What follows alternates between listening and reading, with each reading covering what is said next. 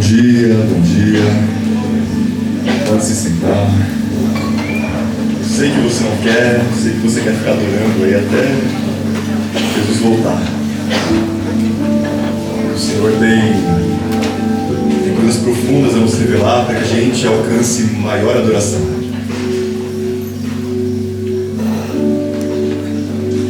Bom dia, pessoal. Eu tenho duas notícias. Uma ruim e uma boa. E agora vocês estão bem treinados, certo? Não vamos deixar passar vergonha, beleza? Gente, o impacto tá acabando. Nossa, como vocês são sinceros. Essa é uma notícia. Você viveu coisas tão maravilhosas aqui. Você teve uma experiência com a obra de Deus. Você viu pessoas sendo curadas. Você viu gente sendo reatada a Jesus. Você viu que o Senhor está se movendo entre as veredas do sertão. Você visitou casas onde haviam trevas e agora existe luz. Você conheceu crianças que te adotaram como se te conhecessem por toda a vida.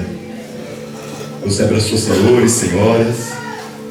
Você estendeu a mão a jovens, adolescentes. Você viveu coisas incríveis. E está acabando. Hoje é o último dia. Eu falei com uma criança na praça antes de ontem. E aí ele olhou para mim e falou assim: tio, vocês vão embora no sábado? Aí eu falei: a gente vai. Aí o olhinho dele encheu de lágrima. Mas aí, ó, o que eu estou fazendo? Eu vou ensinar algo para vocês. Joga tudo no pastor Diogo. Falei assim, ó, mas meu amigo vai ficar aqui. Pastor Diogo, lá na igreja, na frente do Chico Branco, lá. É lá que você tem que ir. Tá bom. Gente, essa é a má notícia, tá acabando. Mas eu tenho uma boa notícia para você também. Eu tenho uma excelente notícia que talvez para alguns soe como uma má notícia. Mas é uma boa notícia. É uma ótima notícia. E a boa notícia é que você vai voltar para a sua igreja. Você vai voltar para de onde você veio. Você vai voltar para São Paulo, para Minas Gerais. Você vai voltar para o Pará, para o Rio. Você vai voltar para a sua igrejinha local, com os problemas de igreja local, com as dificuldades de igreja local, com as pessoas da igreja local. Você está voltando para casa. Isso é uma boa notícia. Isso é uma ótima notícia. Isso tem tudo a ver com uma pergunta que eu quero fazer para você. Eu tenho uma pergunta importante para te fazer. E a pergunta é a seguinte: qual que é a nossa primeira missão? Quem pode me falar? Qual que é a nossa primeira missão? Não é uma pergunta retórica. O quê? A nossa família, a nossa casa, ok, o que mais? Compartilhar o amor, foi isso que eu vi? Compartilhar o que a gente viveu. Obedecer a Cristo. Conhecer a Cristo, o que mais? Servir, com certeza. Alguém mais? Testemunhar. É verdade, tudo isso, gente, é importantíssimo. Mas eu vou contar uma história. Vocês já perceberam lá na primeira devocional que eu sou o maluco da história da igreja, né? Eu adoro as histórias dos missionários. E houve um homem de Deus, chamado George Miller. George Miller, um inglês, que se converteu na juventude e ele se tornou um grande homem de Deus. George Miller, durante a sua vida, foi responsável pela adoção de 10.000 órfãos na Inglaterra. O George Miller era o terror das padarias. Por quê? Porque o George Miller, ele abrigou 10.000 órfãos na Inglaterra vitoriana sem pedir R$1 de oferta. Sabe o que ele fazia? Ele orava. Certa vez, George Miller estava lá no abrigo, e aqui o Livres, né, já cuidou de casa de acolhimento. Minha mãe trabalha em uma casa de acolhimento, e é muito difícil, gente. Não é nada a ver com Tiquititas, tá? Aquilo ali é ficção. Acredite em mim. E, meus irmãos, George Miller estava lá na casa de acolhimento, na época chamava orfanato, e alguém bateu na porta da sala de oração. Jorge, não tem pão para servir as crianças. A gente não tem com que servir as crianças. Não tem, elas vão passar fome hoje. Não tem de onde tirar. Jorge Miller ouviu aquela notícia, manso como era, fechou a porta do seu quarto e voltou a orar. Passado uma hora, alguém bateu na porta do orfanato. Quem era? Era o padeiro. A carroça do padeiro quebrou na frente do orfanato. Todos os pães iam ser perdidos. Aí o padeiro falou: olha, então eu vou doar os pães, né? Em vez de estragar, eu vou dar os pães aqui. O terror dos padeiros era Jorge Miller. Um grande homem de Deus. Jorge Miller tinha um plano para sua aposentadoria. Quando ele fizesse 70 anos, e o Rui vai levar uns 30 anos para chegar lá, né, Rui? Dos 70? Amém. Quando ele fizesse 70 anos, ele tinha um plano de aposentadoria.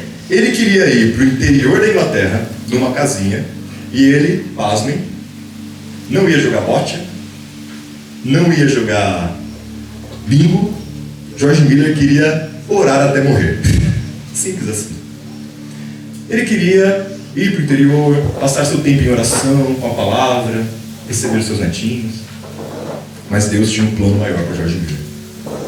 Um dia, um homem de Deus, de oração, um profeta do Senhor, né? Parecido aí com o Kennedy, doido igual também. Ele bateu na porta de Jorge Miller.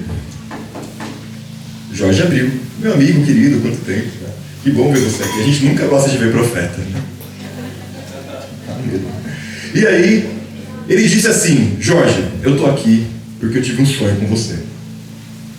Eu sonhei na noite passada que eu via você de barco, a cavalo, em charretes, pregando o evangelho em todo o mundo. O Jorge falou: é da carne, né, irmão? Eu estou com 70 anos de idade. Eu já preguei 10 mil órfãos. Eu fiz muito para o Senhor. Agora é meu tempo de descansar. Jorge Miller mandou o homem embora, despediu, vai em paz. E voltou para a sua vida cotidiana. Só que o Senhor não deixava mais ele descansar. O Senhor colocou espinhos nos seus travesseiros, formigas nas suas camas. Jorge Miller, dos seus 70 aos 87 anos, viajou por 45 países, pregando a palavra de Deus. Glória a Deus. Num tempo que não havia avião, tá? Então você que veio lá do Pará, cadê o Danilo? Cadê? Ali, ó, o policial Danilo. Veio lá do Pará, 24 horas de viagem, você está viajando igual o Jorge Miller. A gente é mais Nutella, volta de avião. 45 países pregando o evangelho. De cavalo, de charrete, de navio. Aos 87 anos de idade, um jovem de um jornal local decidiu entrevistar Jorge Miller. E ele fez a seguinte pergunta para o já idoso Miller. Ele perguntou o seguinte: qual é o segredo do ministério de Jorge Miller?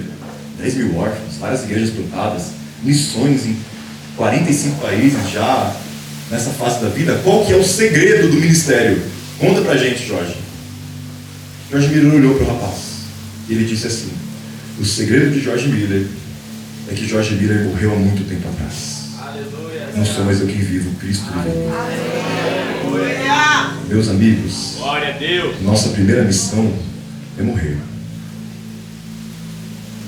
Se a gente não morrer, a gente não vai compartilhar o amor. Nós vamos dividir o evangelho.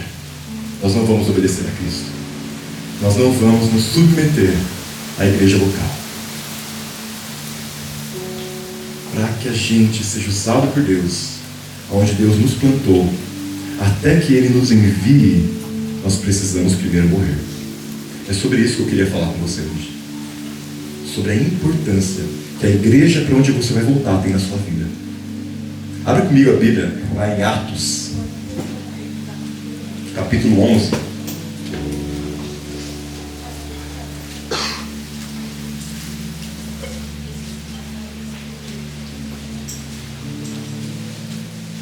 Atos, capítulo 11. A gente vai ler aqui do versículo 20 até o final. Atos 11, do 20 até o final. Vamos ler a palavra de Deus? Diz assim: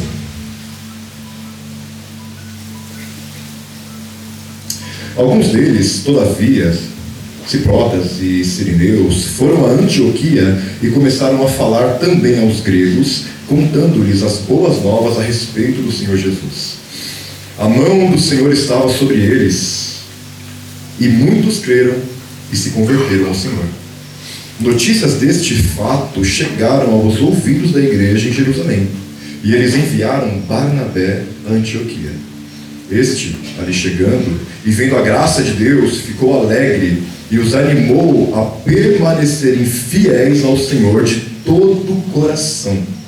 Ele era um homem bom, cheio do Espírito Santo e de fé. E muitas pessoas foram acrescentadas ao Senhor. Então Barnabé foi a Tarso procurar Saulo, e quando o encontrou, levou-o para Antioquia. Assim, durante um ano inteiro, Barnabé e Saulo se reuniram com a igreja e ensinaram a muitos. Em Antioquia, os discípulos foram pela primeira vez chamados de cristãos. Naqueles dias, alguns profetas desceram de Jerusalém para Antioquia. Um deles, Ágabo, levantou-se pelo Espírito e predisse uma grande fome que sobreviria a todo o mundo romano. O que aconteceu durante o reinado de Cláudio? Os discípulos, cada um segundo as suas possibilidades, decidiram providenciar ajuda para os irmãos que viviam na Judéia, e o fizeram enviando suas ofertas aos presbíteros pelas mãos de Barnabé e Saulo. Meus irmãos, Atos é um livro maravilhoso.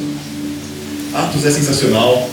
Já é batido a gente dizer que Atos dos Apóstolos deveria se chamar Atos do Espírito Santo.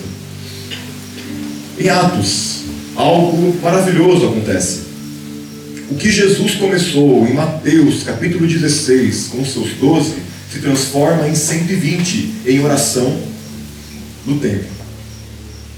Daqueles 120, quando o Espírito vem sobre o povo, o Senhor salva mais 5.000. Logo depois, mais 3.000, e a igreja cresce e se fortalece no Senhor. E aqui eu já te digo uma coisa, meus irmãos: igreja não é uma coisa que algumas pessoas se reuniram para fazer porque acharam que era uma coisa boa. Não é uma coisa que vem dos homens. Homem nenhum poderia fazer alguma coisa que se parecesse com a igreja. Homens fazem partidos, homens fazem clubes, homens fazem guerras, mas não fazem igreja. Ninguém poderia ter pensado nisso. É um mistério de Deus revelado. E aquela igreja forte, pujante, ela então se reunia em Jerusalém, até que veio a perseguição, onde Estevão, diácono do Senhor, foi apedrejado e morto. Você conhece a história. Com a perseguição, o povo se espalhou então ali por todo o mundo romano. Os judeus ainda tinham um pouco de receio, pregavam apenas aos outros judeus, mas os gentios já iam pregando para todo mundo que eles viam pela frente, o Evangelho de Jesus. E acontece que uma igreja nasceu então em Antioquia. Antioquia se tornou então uma igreja mista de judeus e gentios. Uma igreja extremamente forte e poderosa, que foi forte e poderosa até o quarto século. Uma grande igreja, a igreja de Antioquia. Sabendo disso, os apóstolos que haviam ficado lá em Jerusalém enviaram então um homem de Deus para edificar a igreja. Um homem chamado Barnabé, um homem justo. E aqui, meus queridos, a gente já aprende a primeira lição. Um verdadeiro missionário, um verdadeiro homem de Deus, uma mulher de Deus, edifica a igreja. Um verdadeiro missionário é uma bênção para a sua igreja. Ele não é alguém que viaja por aí, vê o que está acontecendo lá fora e volta para apontar todos os defeitos que a igreja tem. E volta para dizer que ninguém aqui quer saber nada do Evangelho. O Evangelho mesmo é lá no sertão. Eles não sabem de nada. Vocês estão aqui brigando por causa do bolo que vai ter no final do culto. Você vai ser de fubá, você vai ser de goiabada. O Evangelho mesmo é lá no sertão. Vocês não sabem o que vocês estão vivendo aqui. Isso aqui não é Evangelho. Isso não é um missionário, gente. O missionário é uma bênção de Deus para a igreja. Edifica o povo de Deus. Glória a Deus. Barnabé era um só homem, mas ele mudou a história da igreja de Antioquia. Meu querido, você tem que voltar daqui para ser um presente para o seu pastor. você tem que voltar daqui pegando fogo para incendiar as pessoas lá na sua comunidade local, lá de onde você veio. E a gente vê no versículo 24, eu quero ler com você, faço questão de ler. No versículo 24, eu fiz o favor de esquecer meu óculos. Diz assim: ele era um homem bom, cheio do Espírito Santo e de fé, e muitas pessoas foram acrescentadas ao Senhor. Gente, uma só pessoa cheia do Espírito Santo faz toda a diferença. Uma só pessoa. Talvez você olhe para a sua comunidade, você olhe lá para o grupo de jovens, e eles só falam de Free Fire, de Marvel e de namoro. E você fala: o que eu estou fazendo com esse monte de paraca? Meus irmãos, se você for cheio do Espírito Santo, você vai incendiar os outros também. Uma só pessoa cheia do Espírito Santo faz toda a diferença. Barnabé era um só, mas por causa dele muitas pessoas foram acrescentadas ao Senhor. Deus pode usar a sua vida, lá onde você está, lá onde Deus te plantou, lá onde o Senhor te chamou. Se anime, se anime. O Senhor não nos dá nada para que a gente retenha. O Senhor não nos dá nada para que fique só para a gente. Tudo que Deus nos dá é para os outros. Tudo que Deus nos dá é para a gente dividir. Se você recebeu muito aqui, se você está se sentindo cheio do Espírito Santo, se você está se sentindo pegando fogo, meu irmão, incendeie a sua igreja. Incendeie o povo onde Deus colocou você. Seguindo aqui, nós vemos no versículo 25 e 27 que Barnabé lembrou de alguém que poderia ajudá-lo, né? De um rapaz, não sei se você conhece, chamado Saulo de Tarso. Ele falou: rapaz, não tem aquele Saulo, aquele rapaz lá que se converteu lá em Damasco? Ele está lá em Tarso, né? Vamos voltar um pouquinho para a história de Saulo, do Paulo? Gente, Saulo se converteu. Você conhece a história? Fariseuzão, tal, história de Damasco, luz, cegueira, conversão ao Senhor. Ele, de Damasco, ele desce para a Arábia. Lá ele, a gente não sabe o que aconteceu ali, ele ficou 3 anos, como os discípulos passaram 3 anos com Jesus. Saulo passou 3 anos retirado, muito provavelmente relendo o Antigo Testamento e ouvindo do próprio Espírito Santo a interpretação do Messias nas Escrituras que ele já conhecia tão bem. Depois ele volta a pregar em Damasco. De lá ele é expulso, descem ele numa cesta, e ele vai para onde? Para Jerusalém, a terra que ele cresceu. Ele conhecia tudo em Jerusalém. Jerusalém era a quebrada de Paulo. Cada esquina Paulo conhecia. Cada pessoa em Jerusalém conhecia esse jovem Saulo. E o que ele pensa? Poxa, eu estou no lugar certo. É aqui que eu tenho que estar. É aqui que eu tenho que servir. O que acontece? Deus tira Saulo de lá. Deus manda ele de volta lá para Tarso. Sabe quanto tempo que Paulo ficou em Tarso até a sua primeira viagem missionária? 10 anos. Foram 10 anos na sua terra natal, sendo uma bênção. Com certeza Saulo estava em igreja em Tarso e era uma bênção lá. E Barnabé lembra do jovem Saulo, lembra lá de Saulo e fala assim: poxa, eu preciso de alguém aqui para me ajudar no ministério. E aqui vem outra lição para nós. Um missionário de verdade é aquele que faz outros missionários. Missionário não é lobo solitário. Missionário não foi feito para andar sozinho. Um missionário de verdade pega na mão de alguém e leva para a missão. O Ronaldo Lidório é o meu super-herói que não usa capa. Eu acho ele fenomenal. E ele conta que lá na África, com os concombas, ele tinha esse costume de sempre levar 2 jovens da igreja ali, 2 convertidos, para quando ele ia fazer uma viagem missionária. Ele ia para alguma tribo distante, para algum lugar evangelizar, ele levava 2 jovens. Ele tinha esse costume. Esse costume pegou lá na igreja. Ele voltou para o Brasil e, recebendo notícias da igreja, conversando lá com um dos líderes, ele perguntou: meu irmão, como que está a obra aí?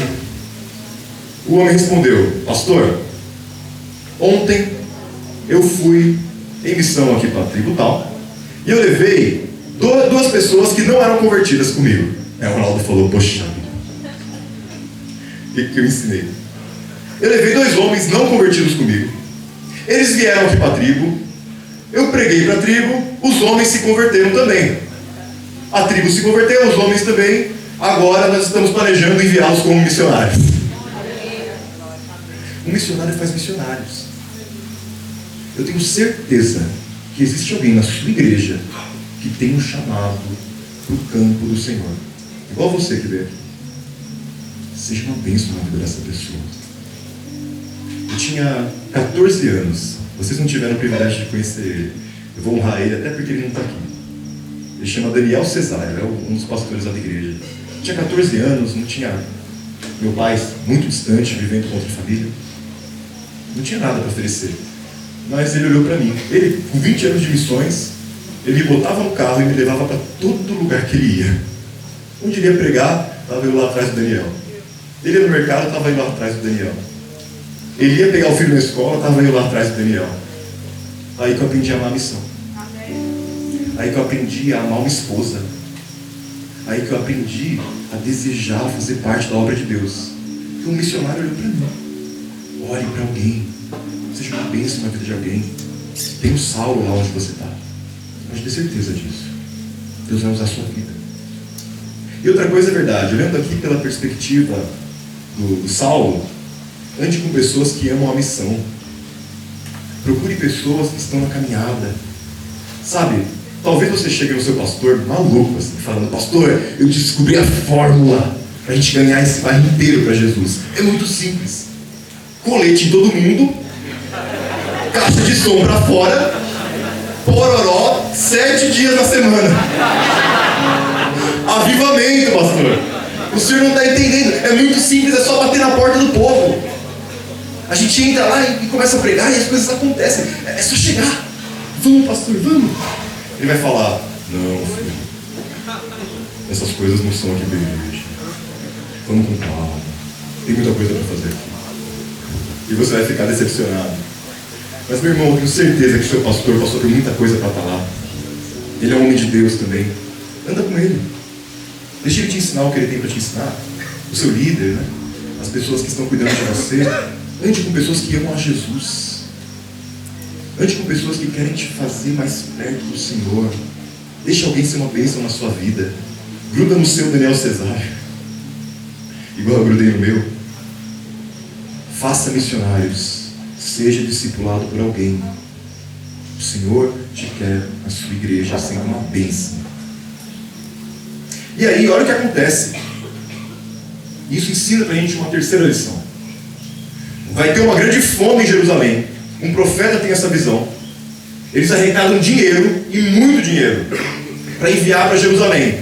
Quem são as pessoas de confiança para dar essa missão?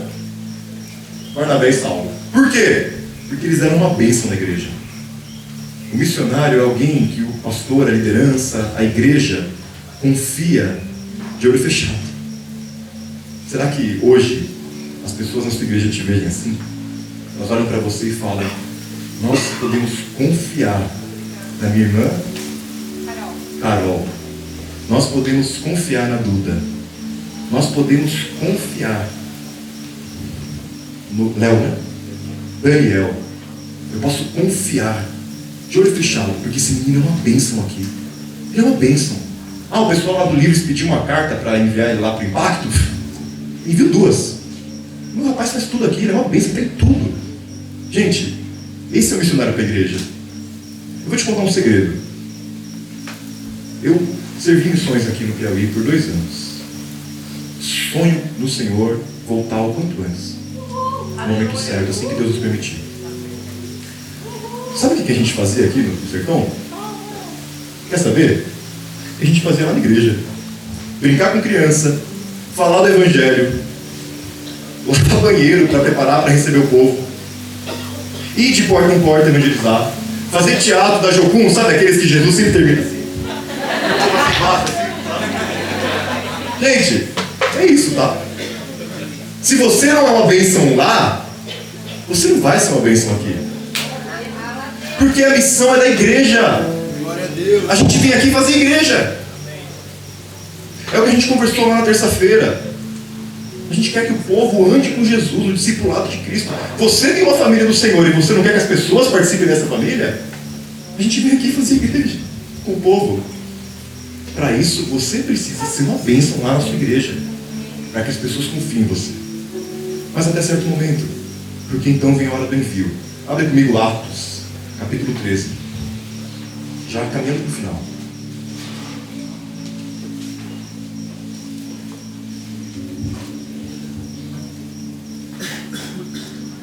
Atos 13. Nós vamos ler do versículo 1 ao versículo 3.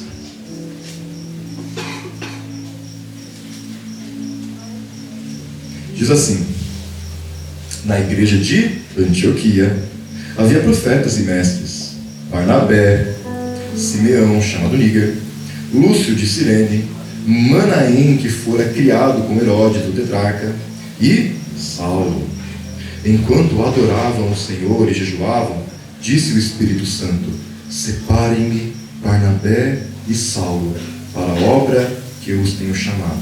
Assim, depois de jejuar e orar, impuseram-lhe as mãos e os enviaram. Meus queridos, oração, jejum, submissão e envio. Eu sempre que vai ter algum evento aqui no Sertão, a gente teve os impactos ano passado, antes deles o Livres Experience, algumas experiências recebendo pessoas. Eu sempre oro a mesma oração, eu falo: Senhor, levanta alguns para enviar para cá. Separa algumas pessoas, Senhor, desses 150 e manda aqui para o Sertão. A gente precisa tanto, Senhor Jesus. Vocês viram com os próprios olhos, e acreditem em mim, esse lugar não é dos mais carentes. Eu sempre oro: Senhor, levanta alguns. E talvez você esteja aí hoje com o coração queimando, falando: Senhor, envia a mim. É aqui que eu quero estar. Meu primeiro impacto foi em 2015. Eu tinha 17 anos.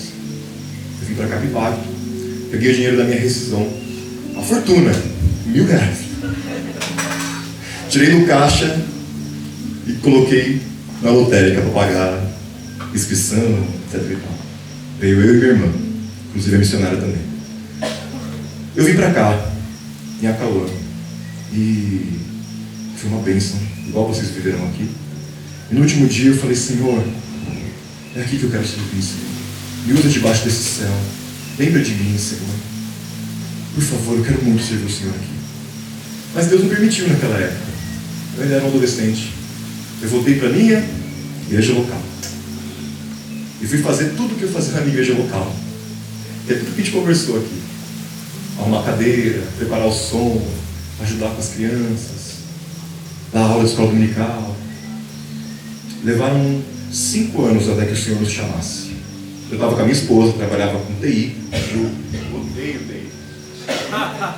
Eu estava com a minha esposa, trabalhava com TI.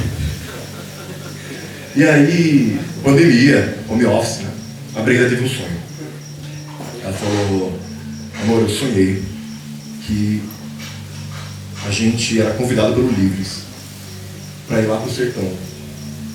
E eu vi uma casa, e era uma casa com muitos escorpiões e serpentes. Eu falei: nossa, e eu sou super quadrado assim, né? Pra eu acreditar em sonhos, essas coisas é muito difícil. Eu falei: nossa, né? Aí ela falou: eu acho que a gente vai ser chamado pelo Senhor e vai ser muito difícil. Ela falou: bem, isso foram 6 meses antes. Depois eu coloquei meu computador na mesa, 6 meses depois, abri ele e fiz uma oração. Falei: Senhor, o Senhor nos chamou para a missão, lembra de nós, Senhor. Nós estamos esperando, Senhor. Se lembra de nós. Eu falei: amém. Quando eu disse amém, meu celular tocou. Era o convite para vir aqui para a missão. Foram 5 anos. Mas o Senhor cumpriu a sua palavra. Talvez você esteja esperando pelo envio. Eu quero te dar alguns conselhos enquanto o envio não acontece. O primeiro deles, meus queridos, é que Saulo e Barnabé eram fervorosos em servir a igreja local. 2 capítulos antes, eles tinham acabado de chegar. 2 depois, eles são os principais da igreja, ali em oração, junto com a liderança da igreja. Eles estavam lá orando e jejuando. Eles eram uma bênção lá. As pessoas só vão te enviar se você for uma bênção. A gente já falou disso. Eles eram pessoas de oração constante e comunitária. Gente, Deus vai falar muito com a gente no nosso íntimo, no nosso secreto. Tem coisas que a gente só vai viver de portas fechadas com Deus, certo? Mas tem coisas que a gente só vai viver na igreja. Tem coisas que Deus não vai fazer na sua vida se não for em comunidade. Por isso, ore com a sua igreja.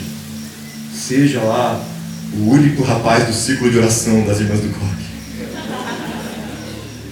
Seja você a menina, a única com menos de 60 anos lá na reunião de oração. Ore com o povo de Deus, ore com as pessoas. Eles eram de oração constante. Gente, não dá para ser missionário sem piedade, sem oração, sem tempo com Deus. Você vai vir aqui dar trabalho se você não for uma pessoa cheia do Espírito Santo. E ser cheio do Espírito Santo não é uma ação individual, é comunitária. A gente só é cheio do Espírito Santo junto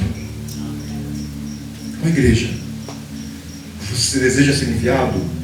Ore, cresça em oração, busque o Senhor, estude, leia a palavra.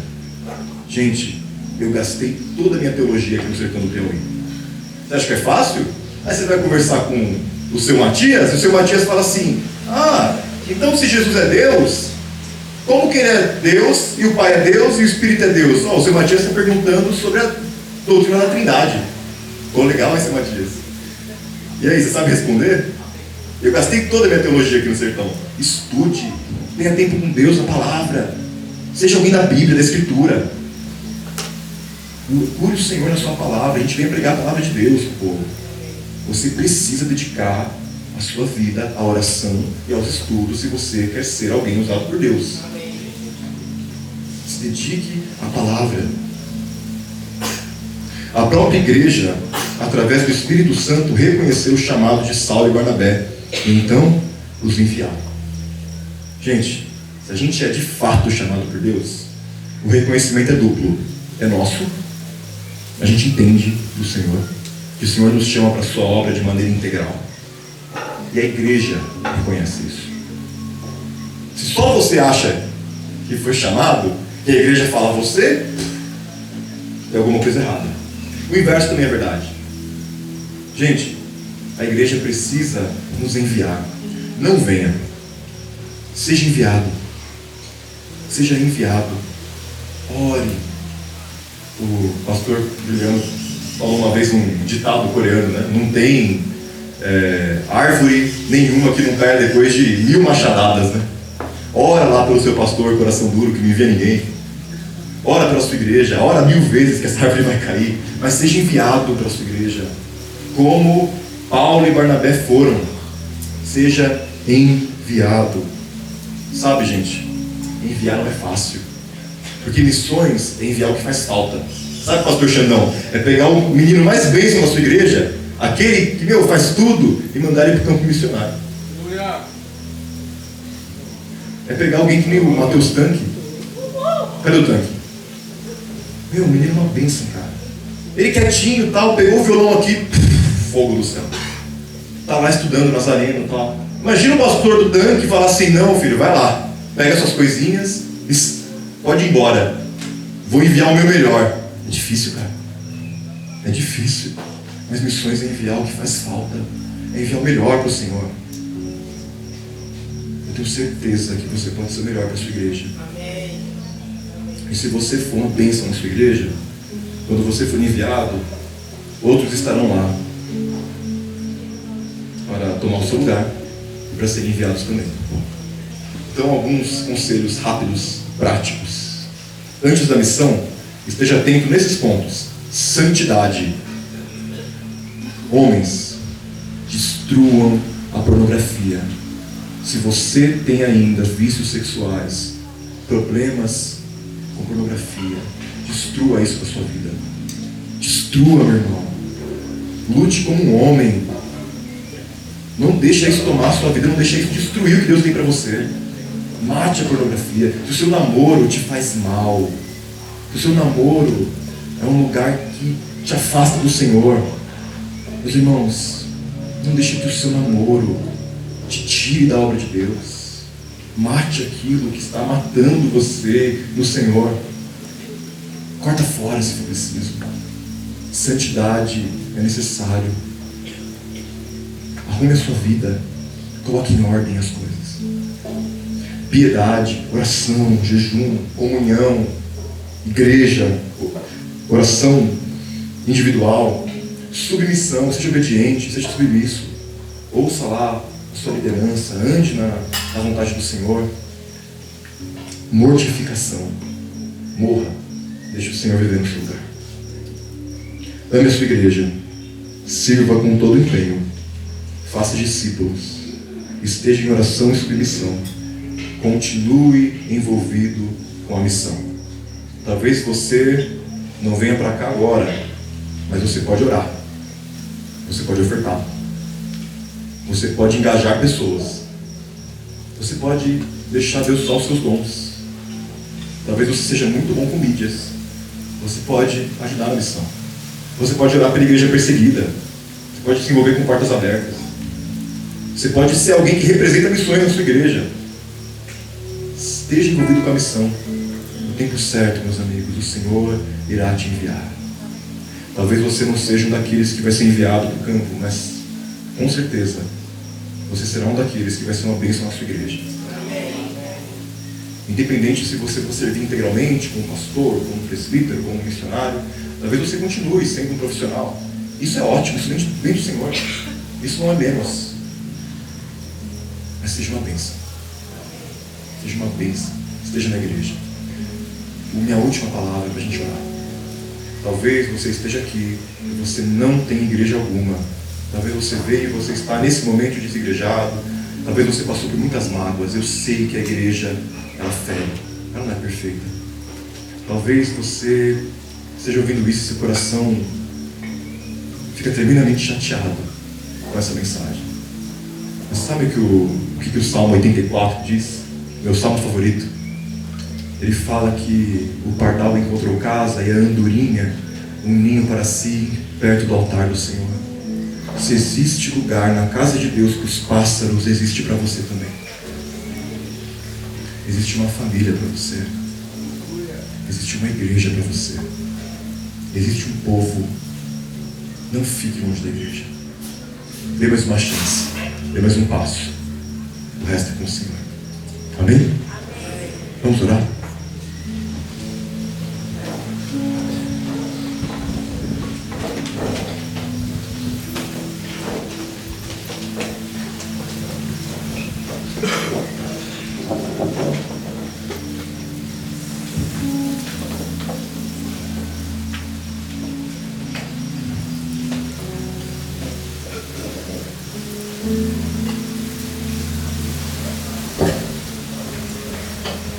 Senhor Jesus, Senhor nosso Deus,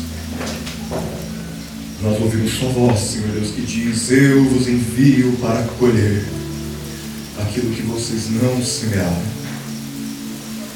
Nós, Senhor Deus, queremos ser resposta da tua oração que diz: orai, pois, ao Senhor da